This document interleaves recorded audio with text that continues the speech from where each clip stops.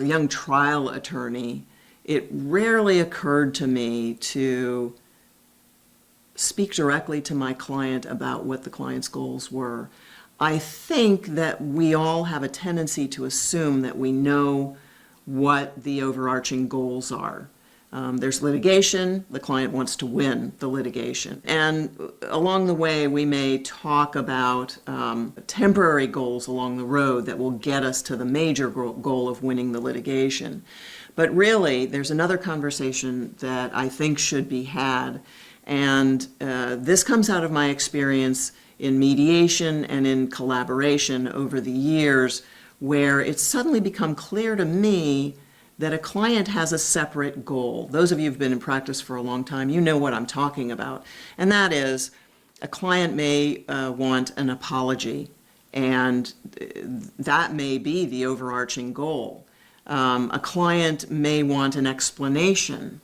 There's been plenty of examples of litigation in medical malpractice cases, for example, where the apology or the wing on the hospital named after the person who died really was all that the family wanted.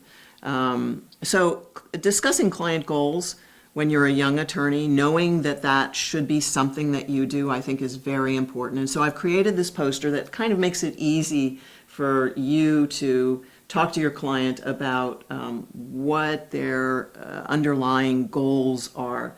Litigation itself is a stressor that can temporarily transform a client's true goals into a knee-jerk desire to punish the opposite party.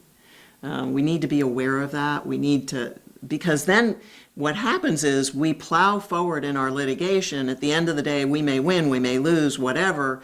But then when the client has finally calmed down and the true goals have bubbled back up to the surface, then there's a lot of 20/20 vision, 20/20 hindsight, where they're not so happy with the result regardless of what it was as they were when it first happened. So understanding the goals requires some ability to get beneath the stress. How do we get beyond the stress and get down to the basics?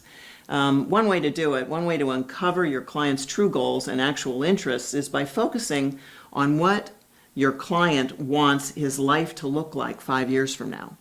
So I say here, uncover your true goals and actual interests by focusing on what you want your life to look like 5 years from now.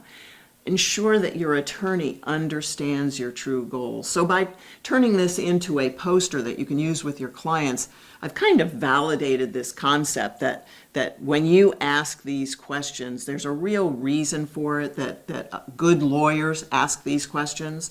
And so you've got a poster that validates these concerns. A client's goals always come before his attorney's goals, even if it means that the attorney makes less money. So you all know exactly what I'm talking about here. The first one is reaching a compromise agreement at mediation instead of going to trial. You and I are going to make a lot more money if we go to trial. I tell my clients every day, you want to go to trial, you make me happy, you make my husband happy, you make my children happy. You pay for their college, not your own kids' college.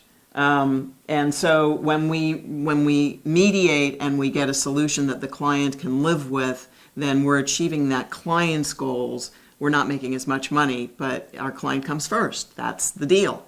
Accepting a lower settlement amount, even though the attorney's fees are contingent on the amount accepted and are therefore less. Again, same concept. If we go to trial, we may win more at trial. It's a roll of the dice. You and I both know that juries do amazing things, both wonderful and horrible. But if you have a bird in the hand and you settle for that, then your fees may be less, your client's award may be less, but it may be what your client is happier doing. Maybe your client is risk averse. Maybe your client is smart and doesn't want to roll those dice. So not filing a motion for every little issue. Many times I've had clients come to me and say, file a motion for contempt, file a motion for this, file a motion for that. Instead, sometimes I pick up the phone, I call the other attorney and I say, can we avoid filing a motion here? Can we talk this through? Is there some way that we can resolve this issue short of filing a motion, having a hearing, racking up those fees? And then not filing an appeal when the chances of success are minimal. Many times my clients have wanted to appeal a judge who had made a decision, and there really was no good basis for the appeal. The judge had made a judgment call, whatever the reason. There was no good basis for the appeal, and convincing a client that he should save his money, his $20,000 that he would spend on having me do the appeal or having a specialist do the appeal, is just not worth it. So understanding your client's true goals and helping them understand their true goals, because remember, they're in stress, so they don't know what their true goals are. You really have to focus them on what's the perfect life look like for you in 5 years. Let's talk about that and how we get there.